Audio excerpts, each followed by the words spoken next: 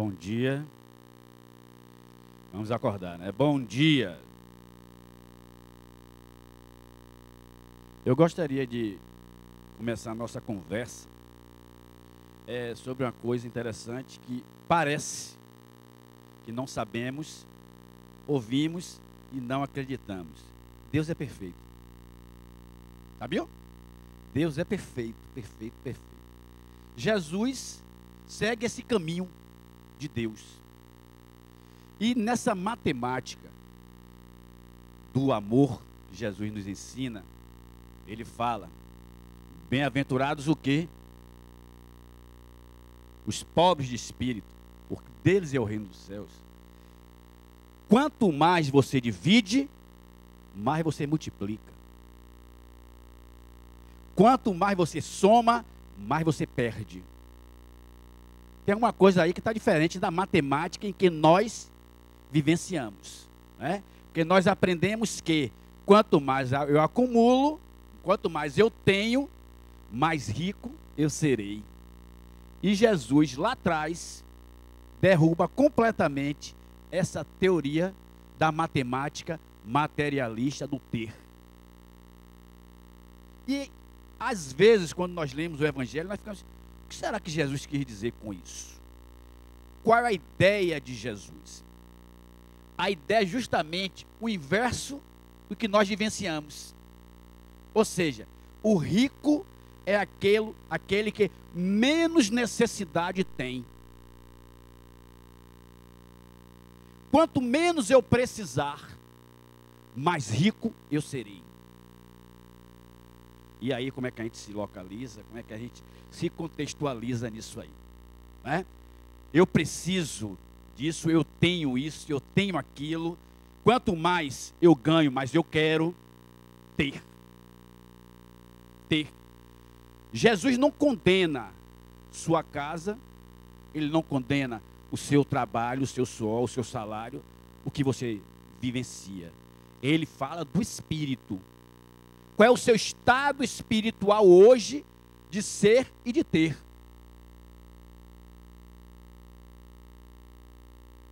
Isso ele falou há 2000 anos atrás. Como é que nós nos encontramos hoje? Né? Aquela ideia, né?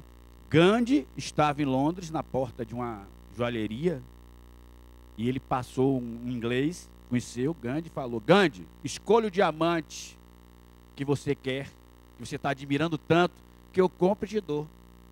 Escolha, Gandhi. Gandhi respondeu para o inglês, eu estou olhando quanto eu não preciso.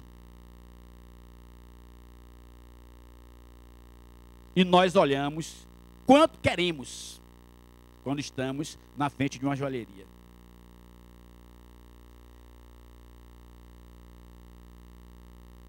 Entendeu? Então, essa ideia de ter e de ser que Jesus vai justamente atacar nas condições do passado, de 2000 anos, e até hoje isso é vivo. Eu trouxe aqui, para a gente entender isso, um videozinho que a gente vai assistir, e depois eu vou fazer um comentário sobre esse vídeo. Sendo o seguinte, que tem uma frase, para a gente refletindo sobre essa frase durante o passar do vídeo, que é a seguinte, nós não devemos nunca perder a relação com a simplicidade das coisas. Nós não devemos nunca perder a relação com a simplicidade das coisas. Ou seja, eu posso morar no interior, valorizar o cantar do pássaro, o respirar a brisa, e posso morar na cidade grande, continuar valorizando o cantar do pássaro e a brisa. Nós não podemos perder essa relação com o simples, porque senão vamos nos corromper com o ter. E aí o caminho pode ser muito perigoso. Vamos ver o vídeo.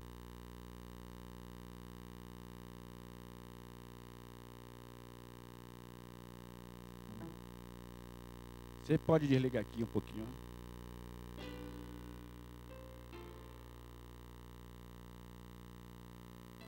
Conta-se que o dono de um pequeno comércio, amigo do grande poeta Olavo Bilac, abordou-o na rua e lhe falou: Sr. Bilac, estou precisando vender o meu sítio que o senhor conhece tão bem.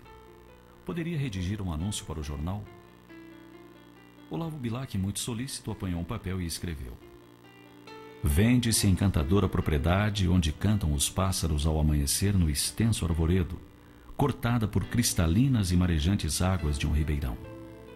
A casa, banhada pelo sol nascente, oferece a sombra tranquila das tardes na varanda. Meses depois, o poeta topa com o homem e pergunta-lhe se havia vendido o sítio. Nem pensei mais nisso, disse o amigo. Quando li o anúncio é que percebi a maravilha que tinha.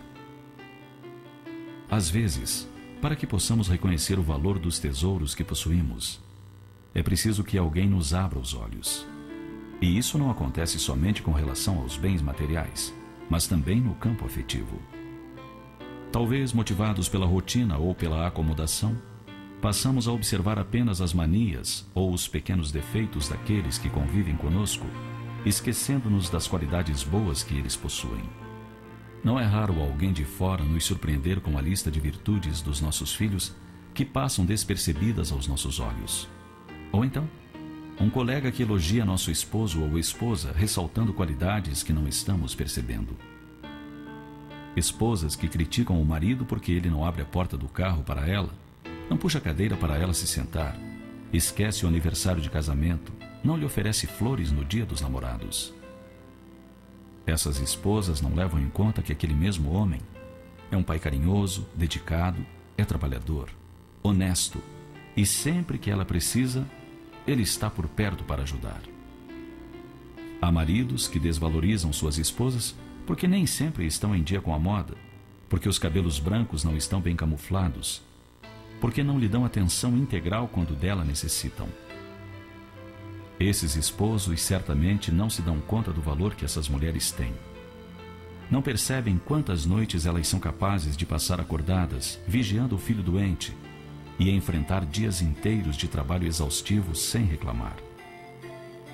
Não se dão conta de que essas mulheres, tantas vezes, fazem verdadeiros malabarismos financeiros para poupar o marido de saber que o dinheiro do mês foi curto. Mães e pais que criticam os filhos porque não atendem a todos os seus caprichos, ou porque nem sempre fazem as coisas como lhes determinam, esquecidos de que esses garotos e garotas têm muito valor. São jovens que prezam pela fidelidade, que respeitam opiniões contrárias, que valorizam a família, que se dedicam a causas nobres. Jovens saudáveis e cidadãos de bem. Assim, não façamos como o comerciante que queria vender seu sítio e, ao ler o anúncio redigido por alguém de fora, mudou de ideia. Tenhamos nós mesmos olhos de ver, ouvidos de ouvir e sensibilidade para sentir as boas qualidades e as virtudes daqueles que nos seguem mais de perto. Você sabia que há pessoas que nem sempre conseguem demonstrar seus verdadeiros sentimentos? Talvez por medo de uma decepção ou por timidez, escondem-se atrás de uma couraça de proteção que as faz sentir-se mais seguras. E essa forma de isolar-se, muitas vezes, pode parecer disfarçada de agressividade ou de comportamento antissocial. É por essa razão que precisamos desenvolver nossa capacidade de penetrar os sentimentos das pessoas, um pouco além das aparências.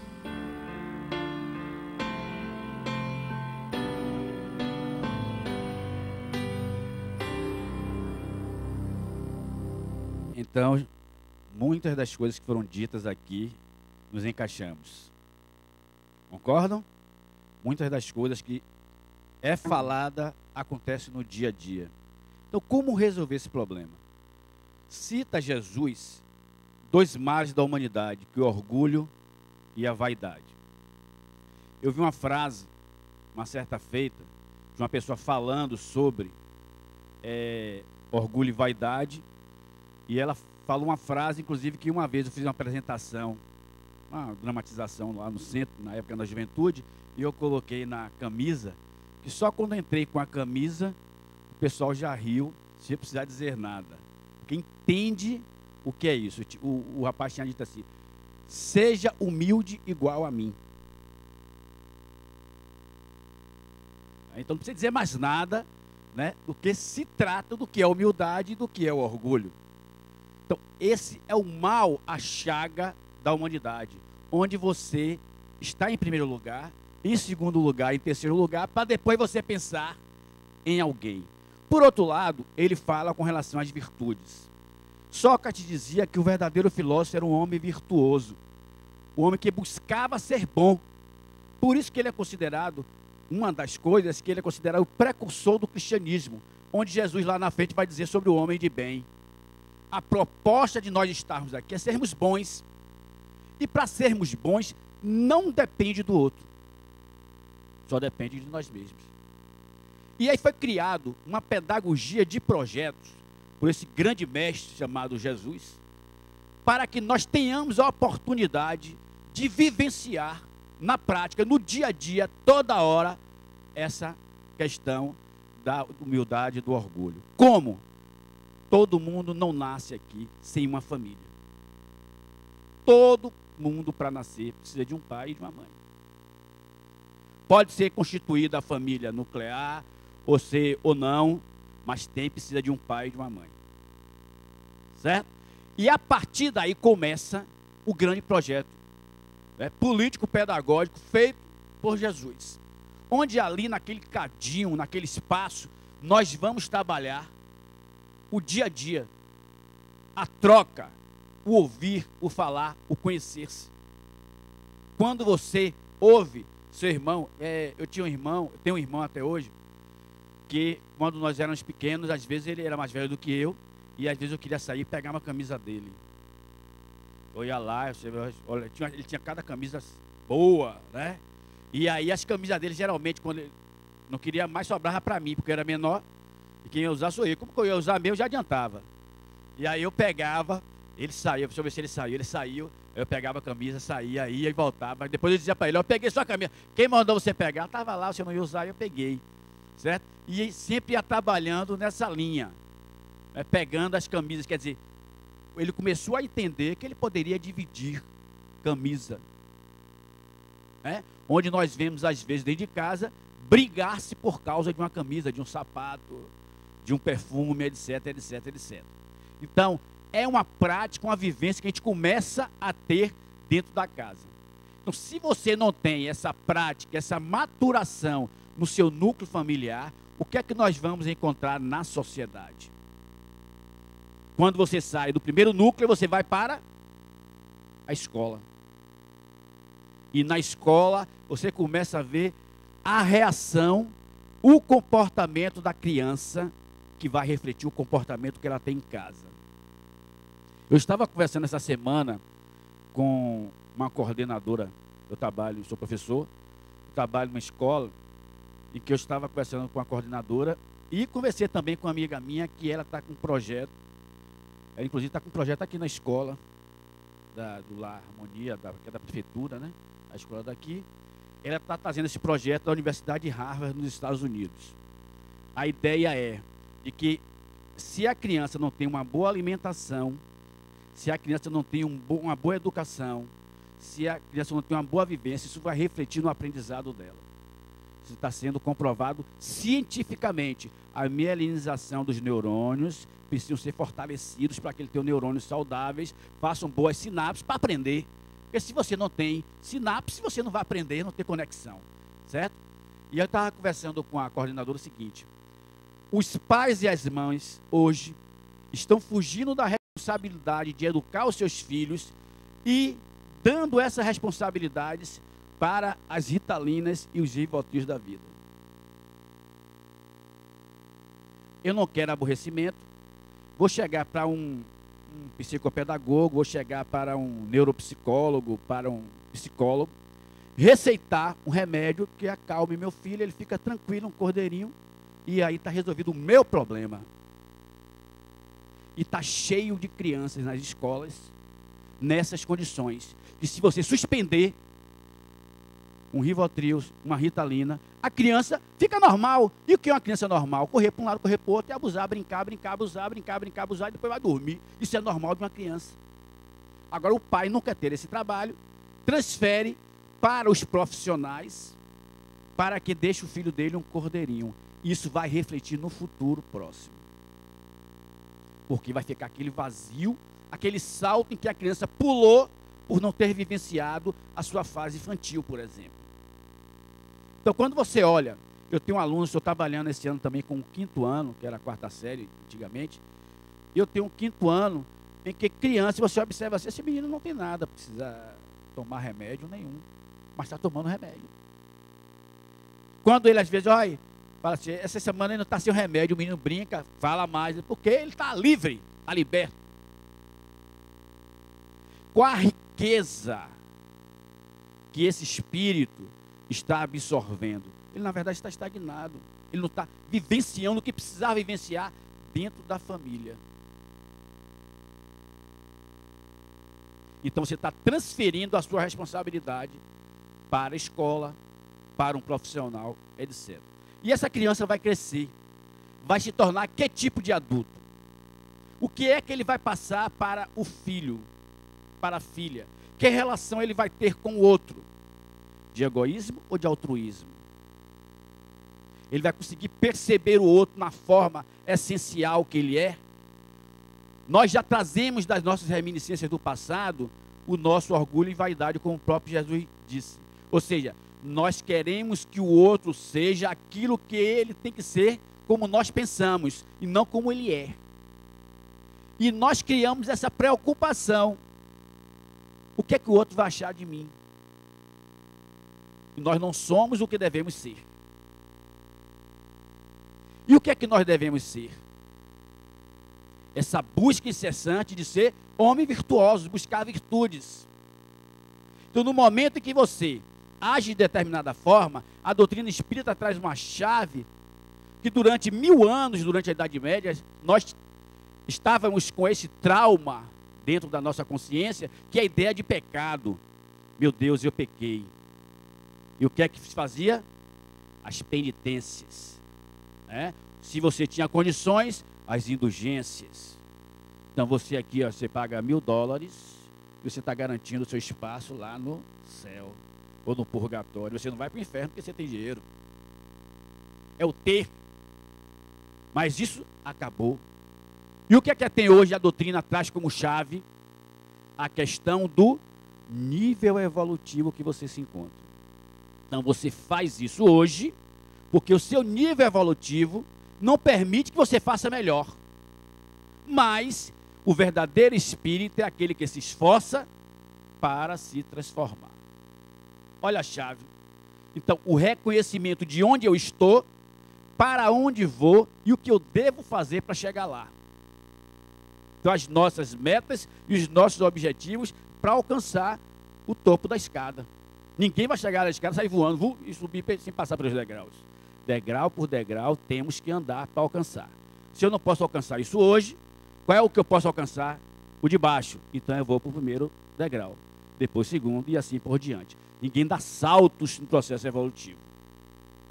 Então, hoje eu tenho um orgulho assim, exacerbado. Eu não posso fazer isso se eu não tiver 10 pares de sapatos. Eu preciso de 10 pares de sapatos, porque o meio que eu vivo, né, se eu repetir sapato, o pé eu repito o tempo todo, né? Mas o sapato eu não posso repetir, né? Meu cabelo, né, eu tenho que estar ali o tempo todo dando um grau. Tá certo? Tá. Você tem que tratar do seu visual. Mas o problema não é tratar o visual, é o orgulho e a vaidade que eu estou falando. Então, quando você tem demais, quando você não precisa ter e tem, isso já começou a se tornar supérfluo. E isso é um problema. Porque todo mundo precisa de uma boa casa? Sim. Porque sua casa tem que ser o melhor lugar onde você deve estar. Deve ser o seu lar. Ok? Então, se você tem 5 filhos, 3 cachorros, né?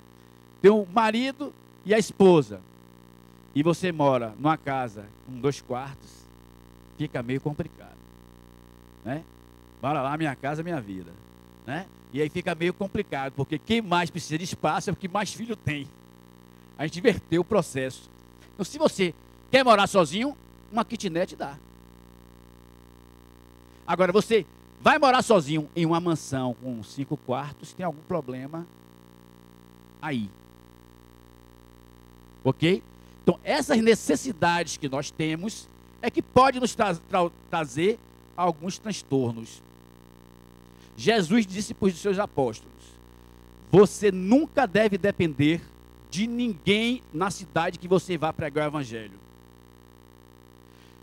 Tenha o seu sustento pelo suor do seu trabalho. E ele deu exemplo. Qual era a profissão dele? Marceneiro. Jesus aprendeu a marcenaria com o pai, ele tinha a profissão dele. Todos deveriam ter sua profissão, o seu sustento, o seu suor. Agora, fazer disso algo em detrimento do outro, isso já gera problemas. Eu vou contar alguns casos aqui para a gente entender o que é isso e que se a gente se encaixa, em que contexto nós nos encaixamos com relação a isso.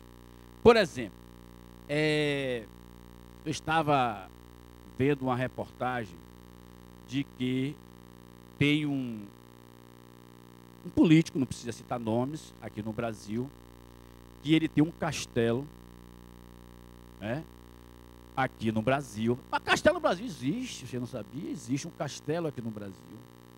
Me parece que o castelo custa aproximadamente uma bagatela de 40 milhões de reais. Um castelo de 40 milhões de reais. E ele não mora lá. Ele não mora lá. Se a gente observar qual é o contexto e qual a necessidade desse ter, ele se encaixa justamente no que Jesus está chamando e alertando. Olha as vaidades e os orgulhos, porque você não precisa disso. Então, se nós tivéssemos hoje 40 milhões de reais, você compraria um castelo? Você compraria o quê? O que é que você faria com 40 milhões de reais? Então, essa análise que a doutrina traz para a gente fazer o tempo todo. Não é que você fica assim, olha, seja pobre, seja miserável, largue, venda seus imóveis e saia pela rua pedindo. Jesus nunca fez isso e nunca disse isso para os seus apóstolos, os seus seguidores. Ele disse, viva com o suor do seu trabalho, agora não precisa ter o supérfluo. Então, é condenável você ter 40 milhões? Não. O que é condenável é o que você vai fazer com os 40 milhões. É? Por outro lado, eu estava vendo uma reportagem sobre o Michael Schumacher, né, que está em coma. E a intensidade, a fortuna dele hoje chega a 600 milhões de reais. Reais. Né? Reais. O que ele ajuda no mundo, ele tem umas obras assim no mundo interessantíssimas. No tsunami, quando teve tsunami, ele deu para o tsunami, para ajudar a população de lá, na Índia, 10 milhões de dólares. Aí você fala assim, não, o cara que tem 600 milhões dá 10 milhões de dólares é um trocado. Eu quero pergunta, a pergunta não é essa. A pergunta que eu quero fazer é a seguinte, se você tivesse 600 milhões, você daria 10 milhões ou não? Essa é a pergunta. Não é você a fazer análise de 600 para 10 milhões. Será que às vezes você pode ter 600 milhões e não dá R$1? Mas é o desprendimento do dar. Ele tem obras na África. Ele construiu escolas na África em que não existia nada. E ele deu todo o suporte para essas escolas serem construídas. Nos Estados Unidos. No Brasil, toda vez que ele ia para Interlagos, parece coisas pequenas como a gente viu aqui no vídeo, mas tem uma significação muito grande para o espírito. Que é você estar com 600 milhões na conta e ter a percepção do simples. É isso que Jesus queria chamar a atenção. Você continuar tendo a percepção do simples. Porque às vezes você está com 10 mil na conta e você só vê jato, né? Você só vê viagem para Miami, né? Você não vê o simples. Ele, toda vez que ele vinha para Interlagos, tinha um cachorro vira-lata de rua, passeando para um lado e para o outro, né? Magro, doente, assim para baixo. Ele pegou o cachorro para adotar. Ele pegou o cachorro, passou a criar e levou para a Alemanha. Todos os lugares, as corridas que ele ia pelo mundo, o cachorro estava passeando com ele, lá onde ele ia correr. Todos os lugares. Então essa percepção, essa sacada de se manter ainda ligado ao simples, mesmo estando no topo, é que Jesus chama a atenção. Perceberam? Então, se você, eu já falei isso aqui uma vez, vou repetir. Às vezes, não é dentro da religião, porque religião é uma coisa e religiosidade é outra. A religião que você vai encontrar as pessoas mais bondosas. Ela sabe muito bem a dificuldade que se tem de fazer uma campanha dentro de qualquer centro espírita. Eu estou falando de espírita porque é a nossa religião aqui, né? Quando você fala assim, minha irmã, vamos colaborar. Às vezes a pessoa pensa assim, eu não colaborar, pô, o centro é rico, o centro não precisa disso não, o centro já está bom. Né? Lá no Deus Luz e Verdade a gente ouve isso também direto, né? O centro é rico, imagine que vai pagar as contas dos trabalhadores, né? Vai pagar as contas dos gastos de luz, de água, etc, etc, etc. Né? Então, é a maior dificuldade dentro de uma religião, não estou falando de religiosidade, de uma religião, seja ela católica, seja ela espírita, protestante, etc, etc, etc, certo? Os ditos religiosos têm uma dificuldade tamanha de desprendimento. De desprendimento. Você chegar para alguém dentro da doutrina espírita, não sei se vocês já fizeram, assim, ó, por exemplo, minha irmã, estou passando por um problema aqui, e o que é que você acha? Aí a pessoa diz, não tem problema não. Existem duas diferenças. Peixinho, eu sempre gosto de falar Peixinho, porque eu acho Peixinho assim um cara muito profundo no pensar. E ele fala sempre o seguinte, existe uma diferença entre você emprestar e você dar. Dar é dado, emprestado é emprestado. Né? Então você um dia vai ver como é que você pode devolver. E dado não, você não precisa devolver. Ok? Então você faz assim, irmã, estou passando por essa dificuldade assim, o que é que você acha? Por exemplo, eu estou sem me alimentar 2 dias, porque eu não tenho comida. Paulo, você foi para o fundo do poço, absurdo, não. Às vezes acontece, nós não percebemos ao nosso lado, uma pessoa passando por uma dificuldade, seja ela de transporte, seja ela de alimento, seja ela de qualquer coisa, e nós não conseguimos ter ainda a capacidade, a sensibilidade de perceber, de entender aquilo e de ajudar. A pessoa às vezes precisa pedir, precisa falar para que a gente tenha a sensibilidade de perceber isso. Nós não estamos introspectivos de doar. Jesus não, ele não precisava dizer nada que ele já sabia. Ele chegava lá e dizia. E aí existe uma prática, principalmente dentro da nossa doutrina, que fala assim, não, o que vale mais é a palavra. Vá falar para uma pessoa com fome. Ela não vai te ouvir. Porque o interesse dela ali. Gente, fome dói. Dói. Só sabe quem tem fome, quem passou. Eu li uma reportagem sobre a fome na África, que os africanos estão morrendo de fome. As células, as reservas de células gordurosas, começam uma a comer a outra dentro do organismo. E essa célula, uma comendo a outra, esse processo de fome, de inanição, dói. Chega a morrer, porque acabou.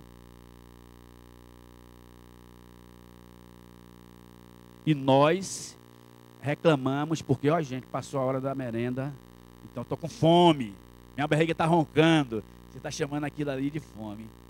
Então, esse alerta dessas vaidades que cega, desses orgulhos que cega a humanidade, é que Jesus chamou a atenção ali. Os pobres de espírito são aqueles que têm essa riqueza de percepção, essa sensibilidade. Tem uma coisa no Facebook é uma onda, né? Coisa muito engraçada assim, que eu vejo assim, sabe, compartilhando logo, Tem botaram agora essa semana uma foto, né, de uma artista da Bahia, fala assim, tô de olho, uma coisa assim. botaram assim: curtindo o carnaval em camarote, em trio elétrico na rua, e o resto do ano comendo ovo e pão. Será que isso está fora da nossa realidade? É a realidade. Quantas pessoas gastam fortunas agora no nosso carnaval e durante o ano está passando necessidade? Aí vem a lei de Deus, lei chama de quê? De causa e efeito, de ação e reação, porque é a lei da verdade, do reino vegetal, tudo que você planta, você colhe. Vai reclamar de quê? Vai reclamar aí do governo. Não estou defendendo o governo de ninguém aqui, pelo amor de Deus. Mas vai reclamar do governo, vai reclamar disso, daquilo, daquilo outro. Certo? Não sabendo que até mesmo o governo que está aí é consequência dos nossos atos. Perceberam? Então tudo aquilo, se nós não nos mudarmos interiormente, a nossa postura, começar a trabalhar os nossos orgulhos e vaidades, com certeza as virtudes vai demorar mais de florescer. E Jesus foi o modelo e ainda mandou os seus missionários, como por exemplo, Irmã Dulce, Maria Teresa de Calcutá. Maria Teresa de Calcutá tem uma passagem na vida dela interessantíssima com relação a isso.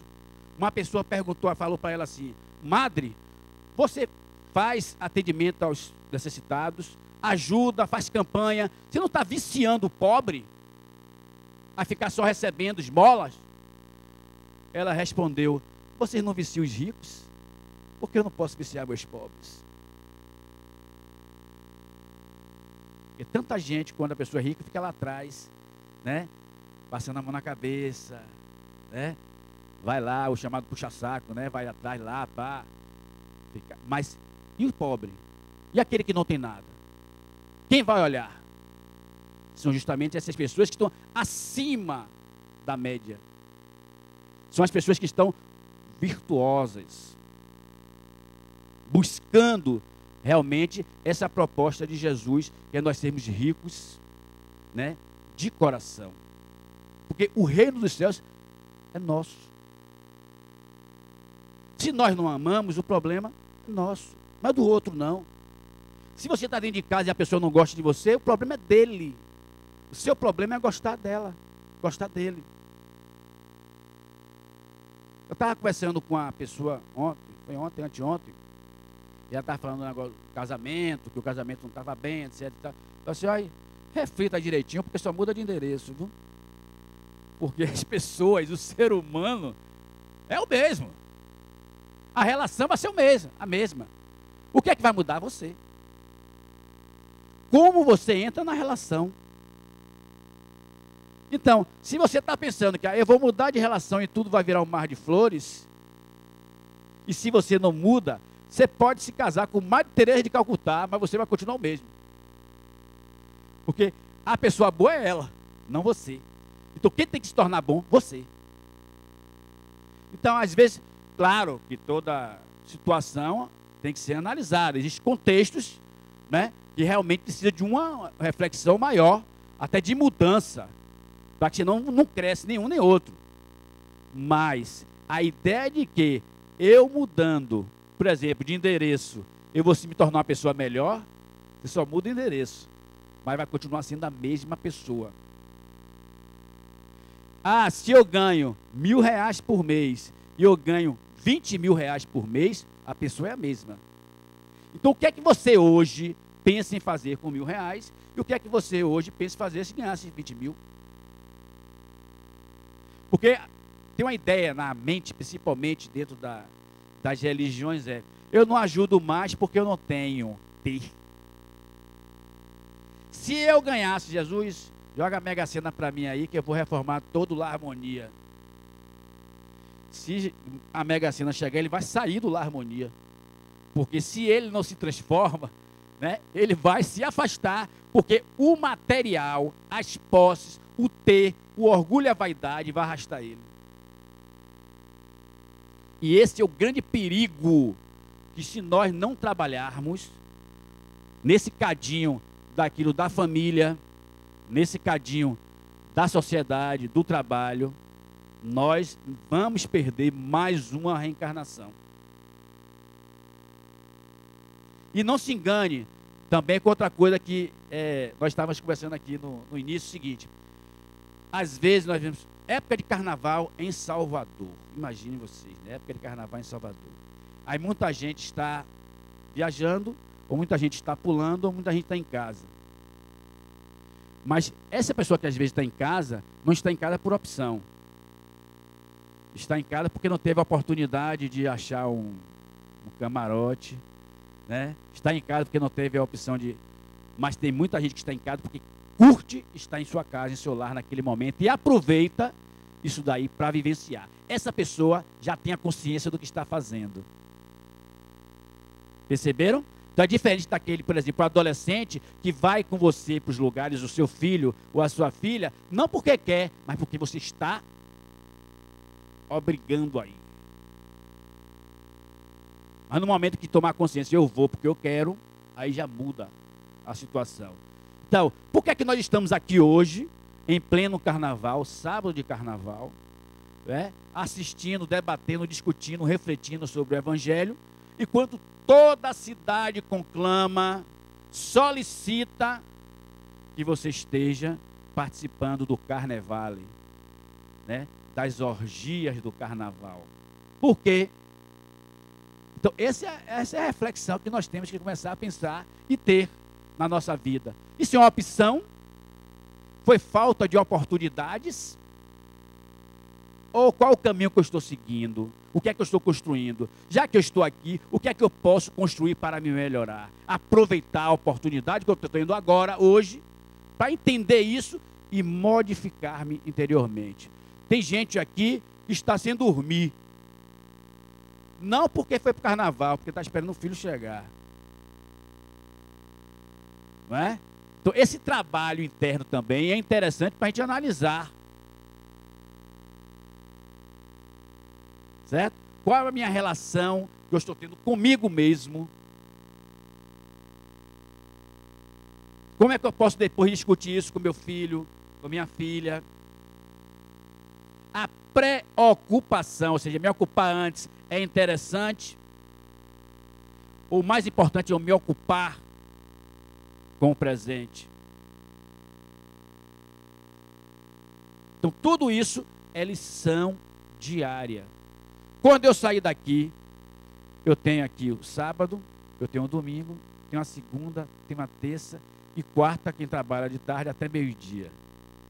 Né? O que é que eu vou fazer, aproveitar esses dias para a minha vida, para o meu crescimento? Eu não estou lá, mas eu estou ligado na televisão o tempo todo, vendo só coisas ligadas à energia do carnaval. Você sabe que nós somos espíritos e temos a capacidade de sintonizar com o que queremos. Necessariamente, fisicamente, não preciso estar lá. Mas se eu estiver sintonizado espiritualmente, eu estou. Então, qual é a ideia, qual é a proposta? O carnaval é antigo, muito antigo. Na época de Jesus já existia. Na Grécia Antiga já existia. Nessa época, o que será que Jesus fazia? No domingo de Ramos, quando ele entrou na cidade, estava em festa. Mas qual foi a postura dele? Qual foi a reação dele para ensinar aos discípulos? Olha, você vai fazer assim. O comportamento espiritual é esse. Agora você segue se quiser, aí o problema é seu. Eu não posso fazer por você.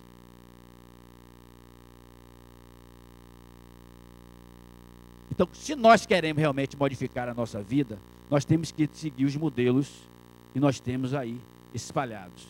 E começarmos dentro de onde nós moramos, de onde nós vivenciamos o dia a dia, que é o nosso lar.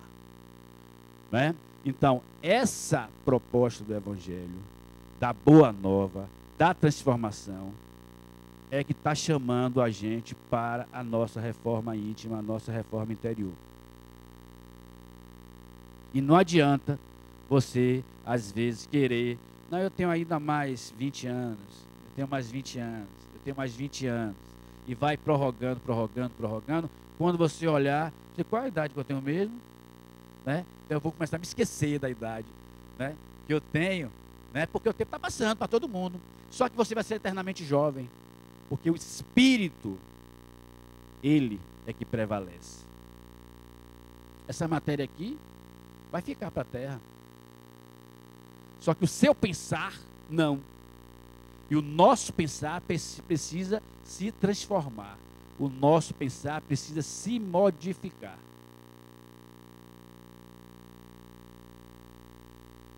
Senão, não teremos o êxito na nossa reencarnação. Para encerrar, eu vou contar um caso que espero que sirva de reflexão para todos nós. Tinha um homem que ele morava numa cidade e que era muito respeitado nessa cidade. Ele era jovem e todo mundo respeitava esse jovem, apesar de ser jovem. Que às vezes a pessoa que tem idade, não, ele é jovem, ainda está na flor de idade, não conhece, mas ele era respeitado por idosos, mulheres, crianças, todo mundo. Na Índia. E ele sempre andava com uma pessoa do lado, uma mulher do lado, que era amiga dele, onde ele ia, ela ajudava, fazia as coisas com ele, etc. O tempo foi passando e ela começou a gostar dele, não mais com sua amizade, né, mas gostar como homem e mulher. Ele continuou tratando ela da mesma forma de sempre. O tempo foi passando, ela passou a amá-lo como homem e mulher. E ele continuou tratando ela como amiga da mesma forma de sempre. Ela percebeu, o tempo foi passando, que ele não correspondia ao amor que ela queria. E ela começou a ter raiva, ódio dele por não ser correspondida. E ele continuou tratando ela da mesma forma, como amiga sempre. E ela chegou um tempo e disse, vou me vingar. E deixou o tempo passar. Na cidade, na época a Índia era dominada pelos ingleses, chegou uma tropa do exército inglês na cidade, e disse, agora que eu vou me vingar. E ela começou a namorar com o soldado, e engravidou do soldado, e a tropa foi embora, e não disse ao soldado que estava grávido. Quando a tropa foi embora, ela chegou para o pai dela e contou, ó, estou grávida, e é daquele rapaz que todo mundo diz que é bonzinho, e todo mundo respeita, todo mundo acha que ele é um santo, e ele fez isso comigo. O pai ficou naquela, né? Será? Na dúvida. Mas faz o seguinte, vamos esperar o neném nascer. Quando o neném nascer, nós vamos procurar o rapaz. Tudo bem? Tudo bem. Aí passou o tempo, o neném nasceu, o pai pegou a criança, pegou a filha e foi lá procurar esse rapaz. Falou assim, olha, tome, que esse filho é seu. Ele falou assim, é? Eu falei assim, então é. Ele pegou e começou a criar a criança. E o tempo foi passando. Se passaram alguns anos, a tropa voltou para a Índia. E o soldado procurou a menina. Quando procurou a menina, ela contou o que tinha acontecido. Olha, eu engravidei de você, só que eu estava com raiva dele. Fui lá e disse que o filho era dele, ele está criando. O soldado está errado. Nós vamos procurar o rapaz para consertar esse erro. Pegou a menina e foi procurar o rapaz. Chegou o rapaz e disse, esse filho não é seu. Ele falou assim, não, então tome. E deu de volta, e eles dois casaram e passaram a criar a criança. O que é que a história nos traz? É que os fatores externos da vida não devem alterar o que nós somos. Nós vamos passar por dificuldades? Vamos. Porque todo mundo está aqui, inclusive Jesus mostrou como é que se passa. Né? Quem mais passou por dificuldades, entre aspas, para a gente, a dificuldade, foi ele. E ensinou como fazer. E nós devemos fazer isso. As nossas dificuldades do dia vão aparecer. E qual é a postura a melhor postura que nós devemos ter perante aquela dificuldade? Para que a gente tire uma nota alta naquela prova.